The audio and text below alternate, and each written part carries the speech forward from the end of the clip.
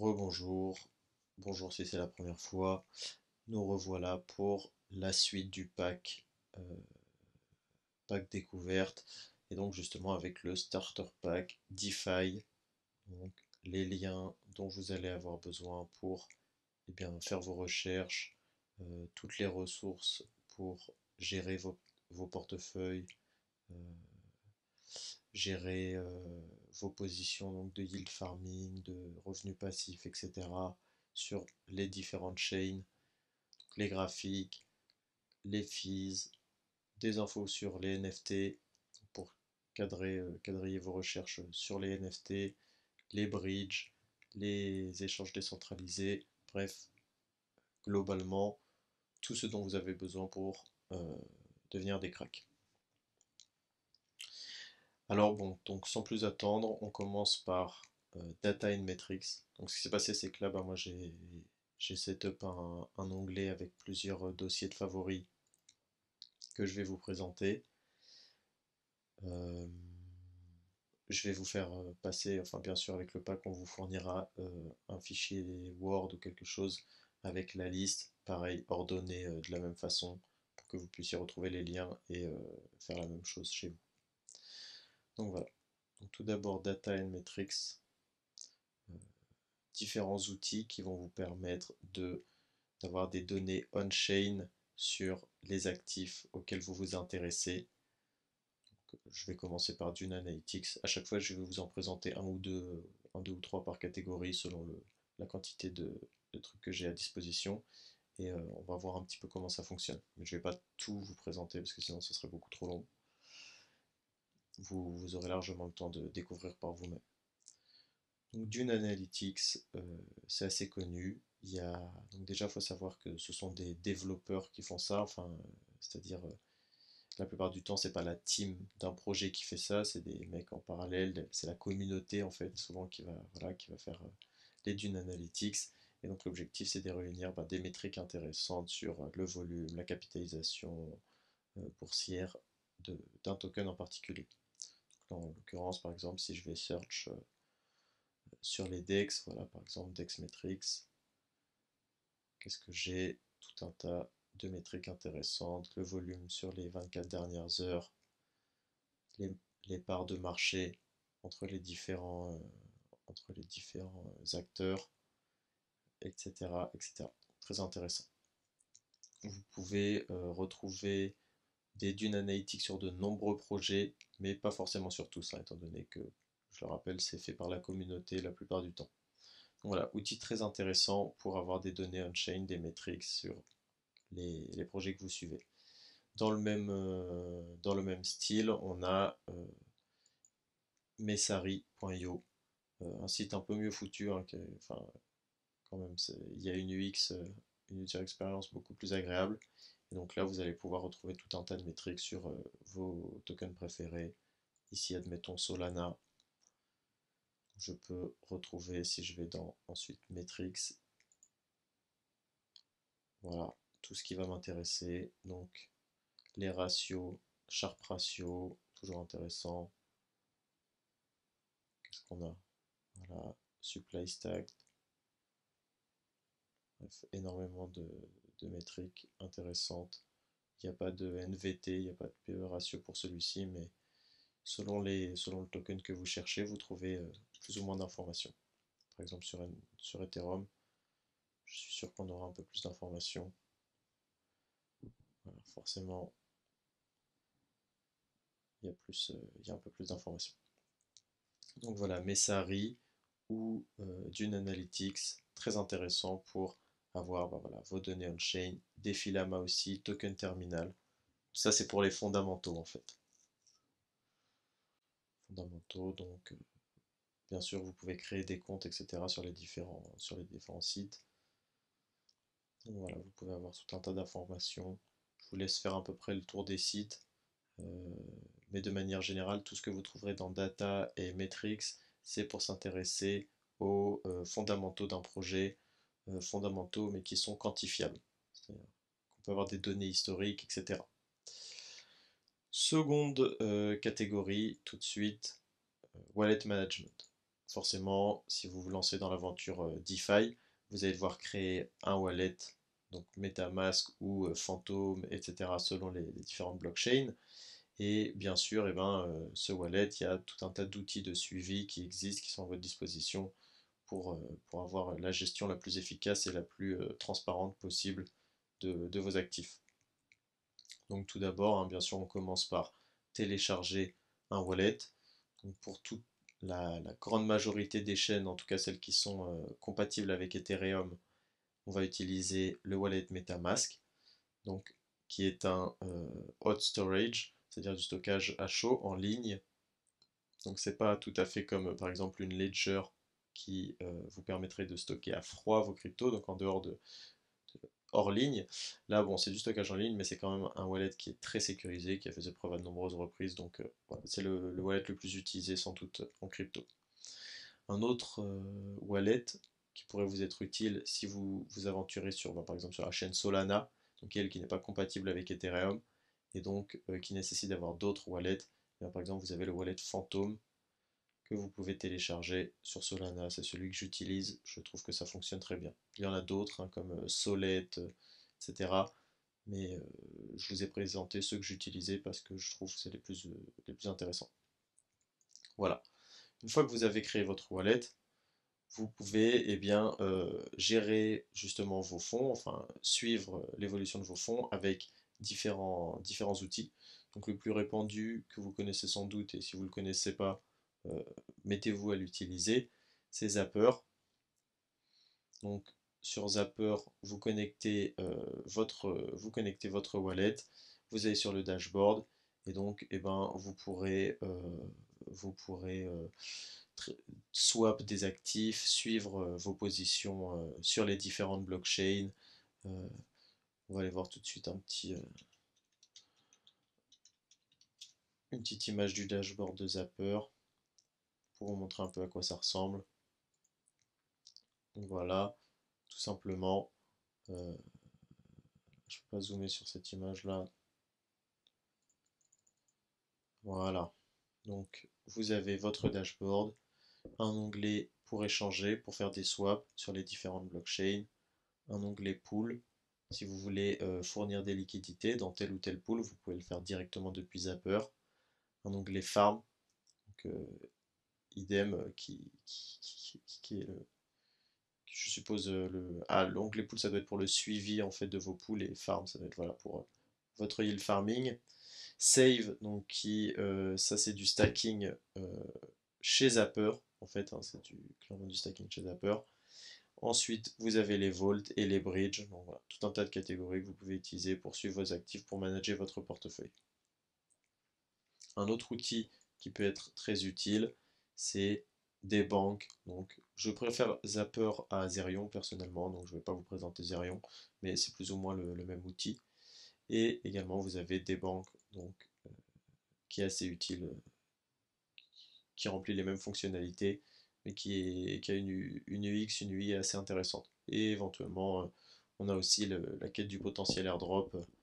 Mais bon, pour l'instant, on va essayer de rester vraiment se focus sur l'aspect utilité, le produit. Voilà. Vous retrouverez hein, dans la liste hein, tout un tas de wallets différents, d'outils de management de wallets. On a également, je peux vous présenter rapidement News is Safe, qui permet de créer des wallets avec des multisignatures, c'est-à-dire il faut que plusieurs clés privées valident une transaction pour qu'elle ait lieu, et donc ça vous permet de renforcer la sécurité de vos wallets en mettant par exemple une clé privée sur votre téléphone et une clé privée sur votre ordinateur, en étant obligé de signer avec ces deux clés privées pour valider une transaction. Ça vous évite en cas de hack sur votre ordinateur de perdre vos cryptos par exemple. Voilà. En termes de wallet management aussi, souvent, forcément, dans votre aventure DeFi, vous serez amené à acheter des shitcoins probablement. Et parfois, on veut, dans un souci de sécurité, se débarrasser un peu des approvals qu'on a mis sur ces shitcoins pour pouvoir les acheter, pour pouvoir les vendre, etc. Donc pour ça, il existe 2-3 outils, dont Approved Zone ou ETH Allowance, qui vous permettront donc, en connectant votre portefeuille, d'accéder enfin de supprimer ces approvals, etc., etc. Donc, revoke all allowance. Désolé pour mon anglais médiocre. Voilà pour la catégorie Wallet Management. Maintenant, passons à la catégorie Yield Farming Tools. Les outils qui vont vous servir à manager votre yield farming, à suivre un peu l'évolution des différentes pools qui existent et essayer de saisir des opportunités, de trouver des opportunités. Donc tout d'abord, bah, on a par exemple CoinDix, donc, qui va vous permettre de surveiller les API, les API qui sont proposés pour tout un tas de pools et sur tout un tas de protocoles. Hein, donc les protocoles sont indiqués, l'API est indiquée, la TVL est indiquée. Donc voilà, ça vous permet de trouver des opportunités hein, sur plusieurs blockchains, sur plusieurs protocoles. Voilà, je ne présente pas plus, hein, c'est assez intuitif. Également, un outil qui peut être très intéressant, c'est Permanent Loss. Donc, on connaît, quand on commence à se lancer dans le yield farming, on connaît un peu le système d'impermanent loss.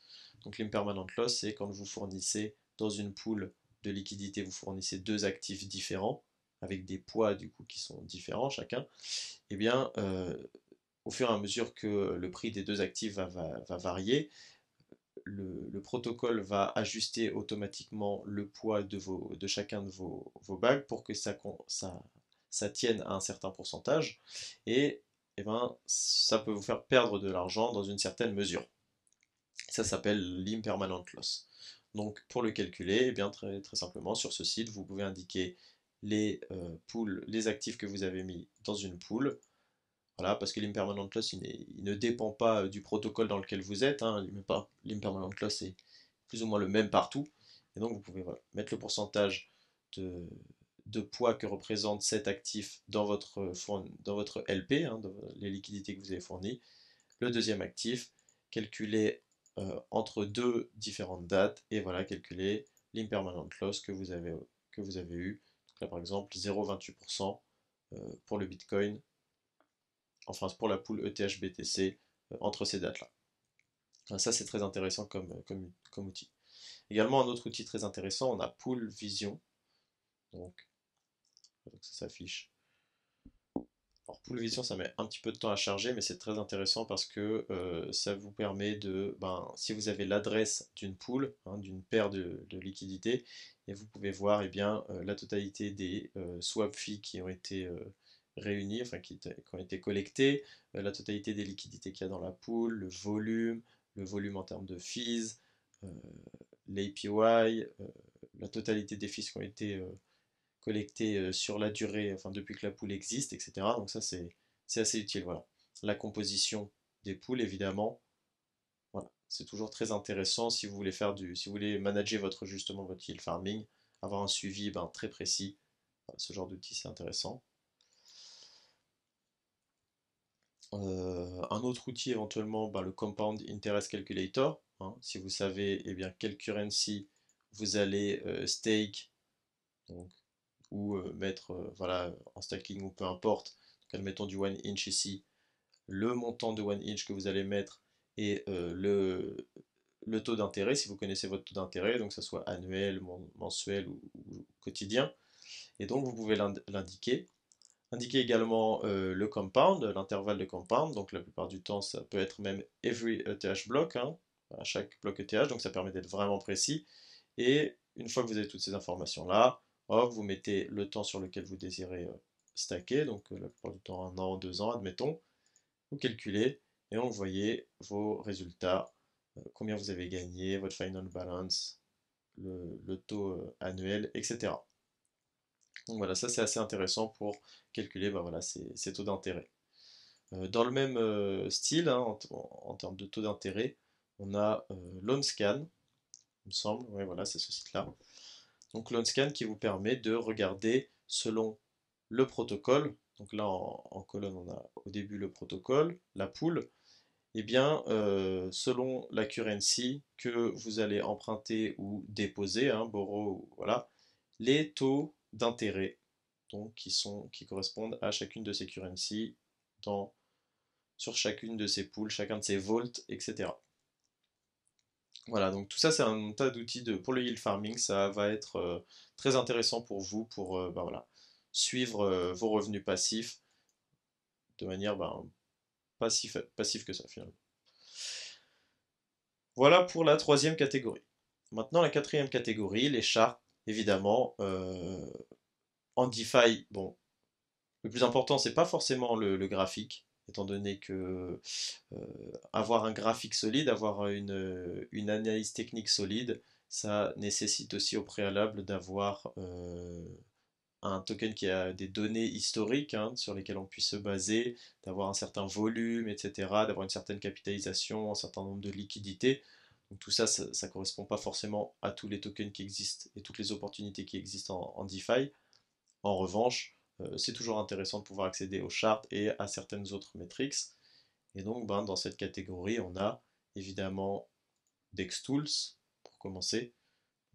DexTools qui est un dashboard sur lequel vous pouvez sélectionner donc, différentes blockchains, Binance Smart Chain, Polygon, Phantom, Chronos ou Ethereum, et donc naviguer dans le Pair Explorer donc pour voir les tokens, hein, voir le graphique de vos tokens. Je crois que je vais prendre Vador, hop, enfin Vader, excusez-moi. J'attends une petite seconde. Et donc voilà, j'ai mon graphique. C'est très utile pour tout ce qui est sur ETH. Donc voilà ces différentes blockchains que je vous ai citées avant. Donc BSC, Polygon, ETH, Phantom et Chronos. Il y a beaucoup d'informations et il y a aussi les informations sur les dernières transactions qui ont eu lieu. Donc l'adresse de la personne qui a fait la transaction, le montant de cette transaction en ETH, en token qu'on a sélectionné, et voilà, si c'est un buy ou si c'est un sell, etc. Donc, euh, très très utile. DexTool, c'est un incontournable, hein, effectivement, de la DeFi. Également, dans le même style, on a DexScreener. Donc, un screener, c'est un outil qui va vous permettre de, là surtout, de choper le contrat des dernières paires qui vont sortir. Admettons, vous êtes sur un projet, vous voulez participer au lancement du projet, hein, à la public sale ou quelque chose dans le genre, et vous savez que le ticker du token du projet va être XXX, et bien vous pouvez aller sur ce screener pour voir à quel moment en temps réel la pool va être ajoutée, les liquidités vont être ajoutées dans la pool, et donc vérifier ben, déjà de 1 si ce n'est pas un scam, hein, au vu des liquidités, au vu du déroulement des activités sur cette paire, etc. Et également, vous pouvez essayer de sniper des contrats. Donc voilà, c'est surtout ça l'utilité des screeners. Et ici, on va voir quasiment toutes les blockchains de proposer. Donc voilà, par exemple, Avalanche. Si je vais sur Avalanche, je peux aller chercher tac, New Pairs, Avalanche. Et donc je peux voir par exemple dans les 6 dernières heures ou dans la dernière heure, les 5 dernières minutes, quelles paires ont été créées sur Avalanche. Et donc la quantité de liquidité hein, qu'il y a dedans. Alors une paire qui est inférieure à 1 dollar de liquidité, c'est pas possible de rentrer dedans. Une paire qui a 140 000 dollars de liquidité, ça paraît un peu plus legit, mais ça ne fait pas tout, évidemment, ça ne fait pas tout. Voilà, donc concernant les charts, voilà, on a des charts sur les différentes blockchains, L2 chart pour Boba, Gecko Terminal, donc c'est l'outil d'analyse technique de CoinGecko. On a Chartex évidemment, vous copiez-collez le contrat du token dans la barre de recherche de Chartex et vous allez obtenir le graphique.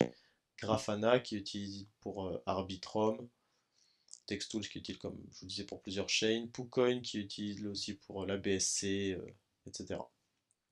Donc voilà, tout un tas de chartes. Je me penche pas trop là-dessus parce que voilà, vous savez comment fonctionnent les graphiques. L'intérêt surtout ici, c'est d'avoir des outils pour avoir les charts de tokens qui ne sont pas disponibles sur des échanges centralisés, par exemple.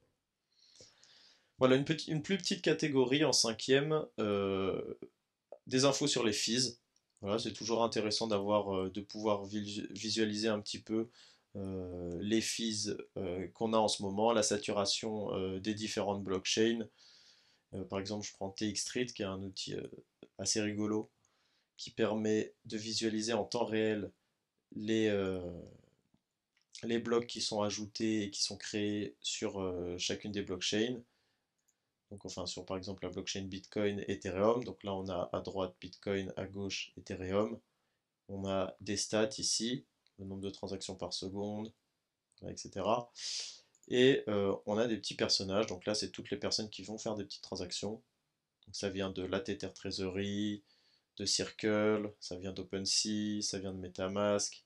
Voilà, ça peut venir de Ledger, là on voit qu'il y a une petite Ledger qui se lance. Bref, on peut voir exactement d'où viennent les transactions et combien il y a de transactions qui attendent. Donc là, la Lofi Line, il y a du monde, hein. C'est un peu comme, c'est un peu comme Disneyland en fait, de la transaction. Voilà, voilà. Ça c'est très intéressant comme outil et puis c'est assez interactif. Voilà. Une grosse catégorie maintenant, la catégorie NFT. Donc NFT, ça rassemble, c'est très très large, hein. On a des marketplaces. Donc marketplace, c'est évidemment la plus grosse, celle de Ethereum et également du réseau Matic qui est OpenSea. OpenSea, bon, je vous la présente pas, hein, vous connaissez très certainement. On a également Magic Eden et Solanart. Donc ça, ce sont deux marketplaces, secondary marketplaces qui sont sur le réseau Solana. Je vous ai mis uniquement des marketplaces sur Solana et Ethereum parce que selon moi c'est là où il y a vraiment du volume en termes de NFT.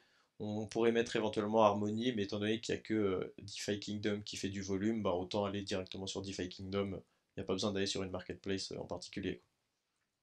Donc voilà. Une fois qu'on a acheté des NFT, en général, ben, pour bien sûr checker la rareté de ces NFT, on a Trade Sniffer ou Rarity Tools. Je vous montre un peu à quoi ça ressemble parce que ça peut pas forcément tous utiliser.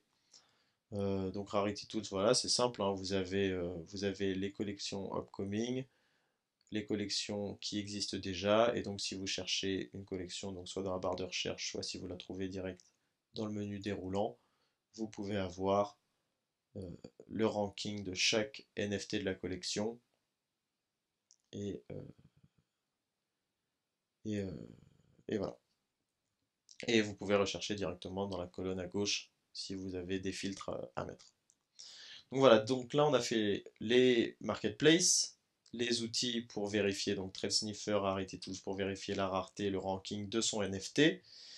Maintenant, on a des outils qui vont servir à rechercher, éventuellement faire des recherches des nouvelles collections à venir, etc. Donc par exemple Degen Data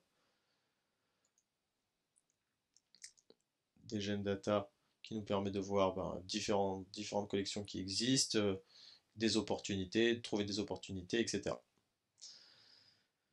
Également, donc dans la catégorie NFT, voilà, on va avoir tout un tas d'autres outils qui vont être là en revanche plutôt d'ordre utilitaire en fait. Là par exemple, je pense à On Cyber qui est un protocole sur lequel il est possible de créer sa galerie en fait de NFT et donc d'exposer les différents NFT qu'on a dans sa collection dans une galerie 3D pour créer vraiment une vraie expérience digitale. Et par exemple, je vais vous faire visiter très rapidement une petite galerie.